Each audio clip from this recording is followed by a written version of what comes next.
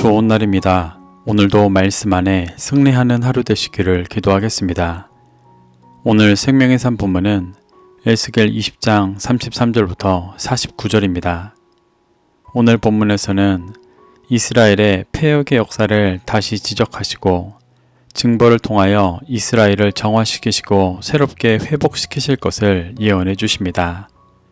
이 구절들을 통해 하나님께서 무엇을 말씀하시는지 살펴보도록 하겠습니다. 33절부터 34절입니다. 주 여호와의 말씀이니라. 내가 나의 삶을 두고 맹세하노니 내가 능한 손과 편팔로 분노를 쏟아 너희를 반드시 다스릴지라. 능한 손과 편팔로 분노를 쏟아 너희를 여러 나라에서 나오게 하며 너희의 흩어진 여러 지방에서 모아내고. 하나님은 33절에서 가나안에 들어와서도 제사장 나라로 살아가지 않고 이방 나라와 같이 죄를 범한 이스라엘에게 능한 손과 편팔로 분노를 쏟아 다스리실 것이라고 말씀하십니다.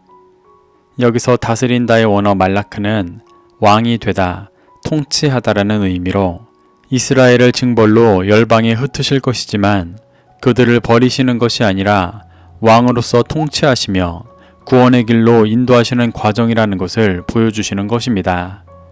그래서 하나님은 이들을 다시 여러 나라에서 나오게 하시며 흩어진 여러 지방에서 모아내실 것이라고 말씀하십니다. 이는 열방에 흩어져 있던 이스라엘을 모아서 연단하시며 다시 약속의 땅으로 인도하여 거룩한 제사장 나라로 살아가게 하실 것을 말씀하시는 것입니다. 35절부터 36절입니다.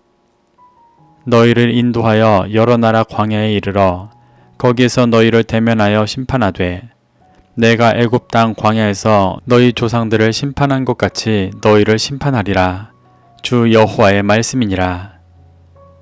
하나님은 열방에 흩어져 있던 이스라엘을 모으시고 직접 대면하셔서 심판하실 것이라고 말씀하십니다. 하나님은 이 과정을 과거 출애굽한 조상을 광야에서 연단하셨던 것과 같이 그 육신에 있는 모든 헛된 것을 철저히 말리시고 거룩히 하시는 시간으로 삼고 계신 것입니다. 이렇게 하나님은 예루살렘이 무너질 것이라는 말씀을 받아들이지 못하는 장로들에게 이스라엘을 열방에 흩어 고난받게 하시고 다시 모아 광야에서 새롭게 세우시는 과정은 또 다른 출애굽의 과정이며 이스라엘을 진정한 제사장 나라로 세우는 과정임을 말씀해주고 계십니다. 37절부터 38절입니다.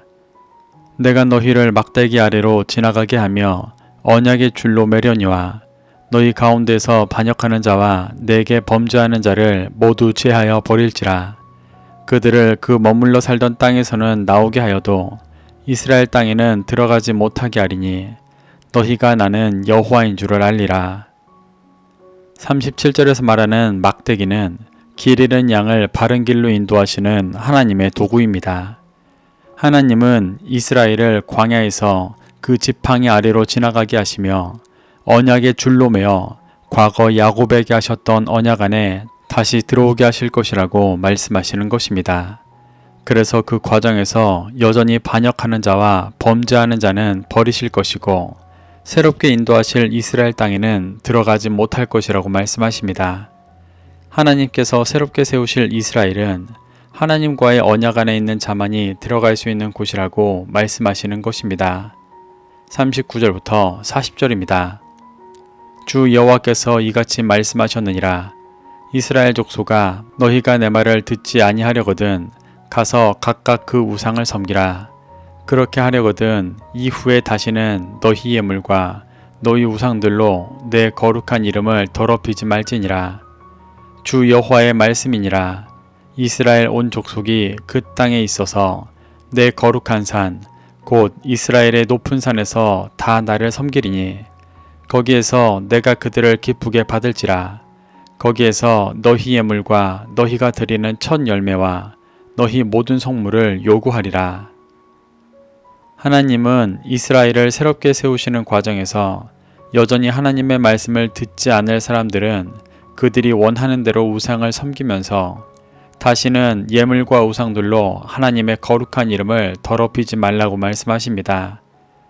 이는 여전히 하나님의 말씀을 듣지 않고 육신의 정욕을 위해 이방의 제사를 드리고 우상을 섬기면서도 하나님의 백성이라 자위하고 있는 자들은 아무리 광야의 고난을 지나도 새로운 이스라엘의 백성이 되지 못하고 완전히 하나님을 떠나게 될 것이라 말씀하시는 것입니다. 이와 반대로 광야의 시간을 믿음으로 지나며 육신이 완전히 깨어지고 새롭게 되어진 자들은 그 땅의 거룩한 산, 곧 이스라엘의 높은 산에서 하나님을 섬기게 될 것이라고 말씀하십니다. 여기서 그 땅은 연단받아 새롭게 되어진 자들을 인도하실 이스라엘을 말합니다. 그들이 하나님의 은혜로 다시 이스라엘에 들어와 하나님을 섬길 때 하나님은 기뻐 받으시고 참된 예물과 첫 열매와 모든 성물을 요구하실 것이라고 말씀하십니다.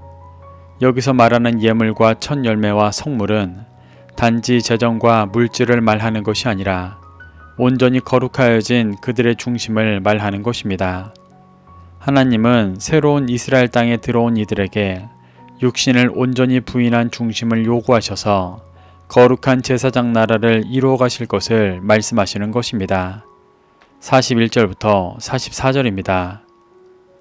내가 너희를 인도하여 여러 나라 가운데에서 나오게 하고 너희가 흩어진 여러 민족 가운데에서 모아낼 때에 내가 너희를 향기로 받고 내가 또 너희로 말미암아 내 거룩함을 여러 나라의 목전에서 나타낼 것이며 내가 내 손을 들어 너희 조상들에게 주기로 맹세한 땅 곧 이스라엘 땅으로 너희를 인도하여 드릴 때에 너희는 내가 여호와인 줄 알고 거기에서 너희의 길과 스스로 더럽힌 모든 행위를 기억하고 이미 행한 모든 악으로 말미암아 스스로 미워하리라. 이스라엘 족속아, 내가 너희의 악한 길과 더러운 행위대로 하지 아니하고 내 이름을 위하여 행한 후에야 내가 여호와인 줄 너희가 알리라. 주 여호와의 말씀이니라. 하나님은 이스라엘을 흩어진 곳에서 모으실 때 그들을 향기로 받으실 것이라고 말씀하십니다. 여기서 향기로 받으신다는 것은 번제와 소제 등 태워드리는 제사에서 하나님께서 향기를 기뻐 받으신다는 말입니다. 이 향기는 부정한 모든 것이 태워지고 거룩하여져 하나님께서 기쁘게 받으시는 중심입니다. 하나님은 이스라엘을 모으실 때 그 중심을 받으시고 여러 나라의 목전에 그 거룩함을 나타내시며 구원의 길을 보여주실 것이라고 말씀하시는 것입니다. 또한 42절에서 하나님께서 우상들에게 주기로 맹세한 땅, 곧 이스라엘 땅으로 다시 모은 자들을 들이실 때 그들이 하나님을 여호와인 줄 알게 될 것이라고 말씀하십니다. 이는 말씀을 믿고 따라 연단받은 후에 진정한 제사장 나라 백성이 될 중심을 갖추게 되면 야곱에게 하셨던 언약을 이루실 것이고 그 언약이 이루어지는 것을 근거로 하나님께서 진짜 여호와이신 것을 알게 될 것이라는 말입니다.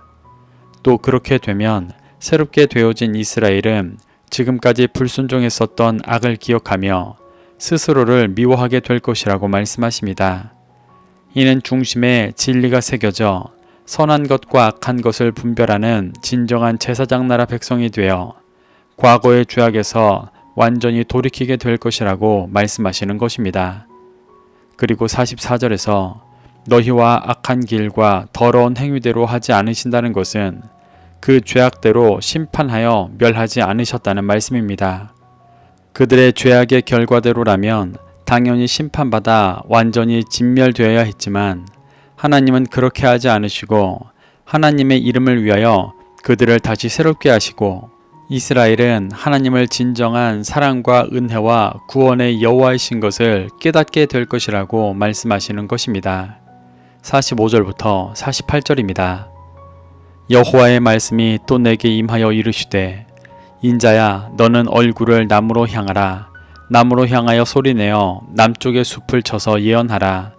남쪽의 숲에서 이르기를 여호와의 말씀을 들을지어다. 주 여호와께서 이같이 말씀하셨느니라.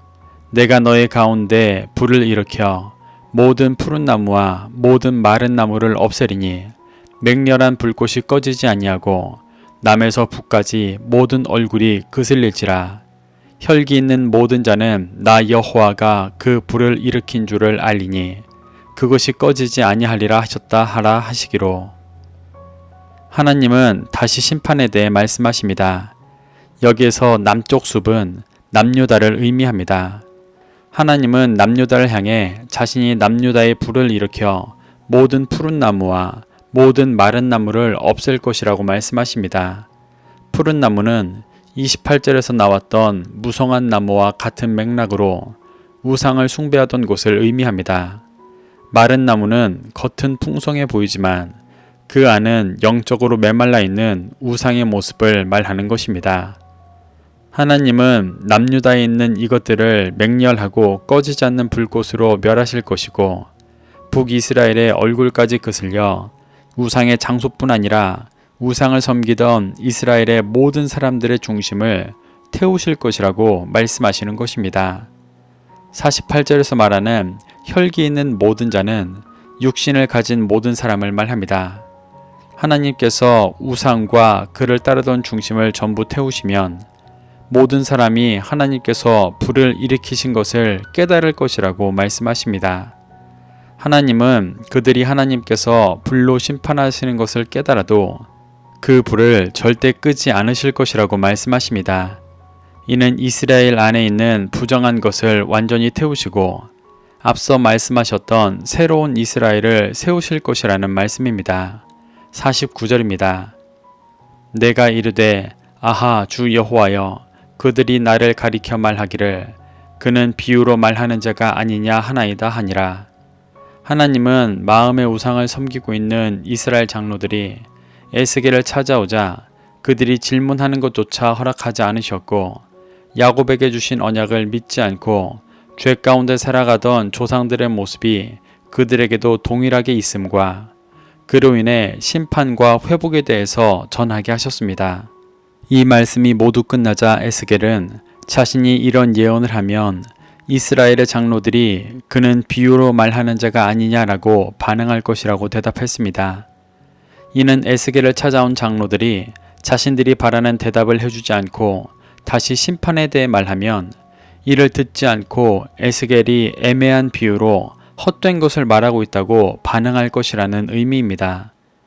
에스겔은 하나님께서 말씀하시는 두렵고도 감사한 이 예언을 장로들이 받아들이지 않을 것이라고 탄식하고 있는 것입니다.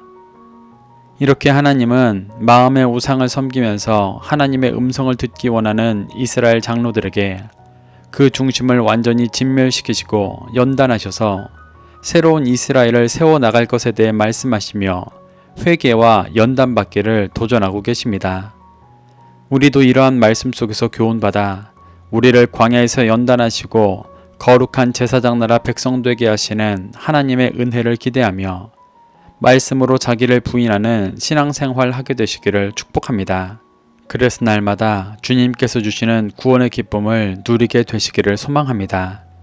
오늘도 말씀을 심령에 새겨 승리하는 하루 되시기를 기도하겠습니다.